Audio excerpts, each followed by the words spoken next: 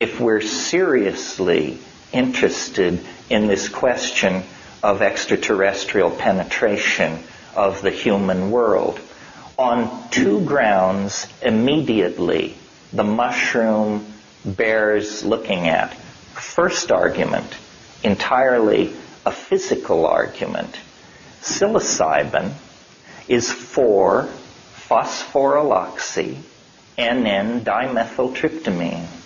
What this means is that there is a phosphorus group substituted at the 4 position of the molecule. Now, here's the headline, folks. This is the only 4-phosphorylated indole on this planet.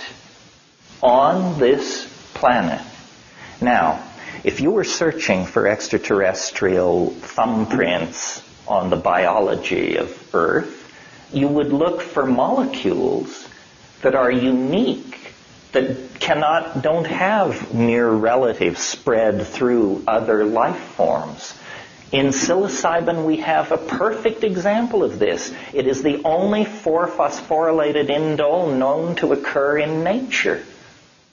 Nature doesn't work like that, folks. Nature builds always on what has previously been accomplished. So this is a red flag saying at the molecular level, this thing looks like an alien artifact at the molecular level. What troubles me about the current state of UFO modeling is how incredibly pedestrian the alien is assumed to be. I mean, their little gray suits, their charmingly slanted eyes, their cheerful interest in our reproductive capacity. I mean, I think that the alien will be so alien that your jaw will hang in the air. And expecting to meet an anthropoid-like alien with an interest in your reproductive machinery and gross industrial capacity is as culture-bound a concept as searching NGC 321 for a good Italian restaurant. It's absurd on the face of it. Let us for a moment hypothesize aliens. If we are in fact being penetrated by a non-human intelligence that presumably somehow, perhaps not physically, but perhaps physically, can cross from star to star, then we are dealing with something vastly more sophisticated than ourselves. That's just given at the get-go. Well, if it's vastly more advanced than we are, then DNA sequencing, complete understanding of the molecular genesis of thought, so forth and so on, would be no problem for that level of technical sophistication. The species that holds that technology can design itself. It is not subject to the tyranny of whatever form it inherits from the evolutionary processes of its home planet. Even we, in our primitive state, are on the brink of being able to design ourselves through genetic manipulation. Therefore, look at Stropharia cubensis, the psychedelic mushroom. Spores are the most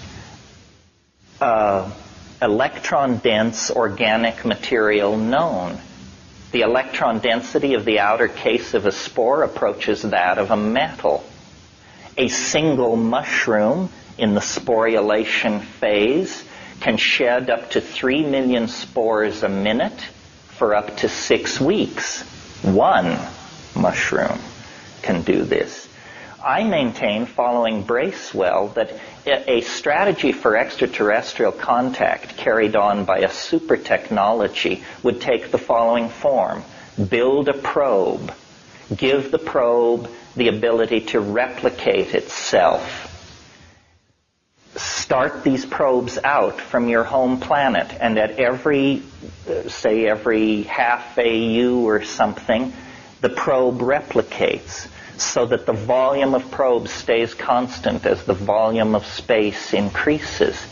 If you're carrying out an exhaustive search of the galaxy for life, it's very hard to imagine a civilization that could visit every star and monitor every star over long periods of time. A much more efficient strategy would be the phone home strategy. You send essentially a credit card which says, if you get this message, call the enclosed toll-free number and immediately report your location. We will come at that point. That's, I think, what's going on. As you know, the world's largest radio telescope is at Arecibo, Puerto Rico. And as you probably know, a multi-million channel analyzer has been attached to that thing, and there's been funding for another deep space search. And so there they are at Arecibo with the world's largest radio telescope reaching out, mega Marubishtiks into the universe. When you actually go there, the telescope was built into a natural bowl, which they made further, they rounded out. And then they planted grass in this bowl to halt erosion. Well, then to keep the grass from getting out of hand, they brought in white cows to crop the grass. So there in the grass, beneath the world's largest radio telescope engaged in searching for extraterrestrial life, is the mushroom in great profusion. If you wanted it, that's where you'd go and get it. And that is the perfect symbol for how we search for extraterrestrial life. It's at your feet, my friends. Thank you very, very much.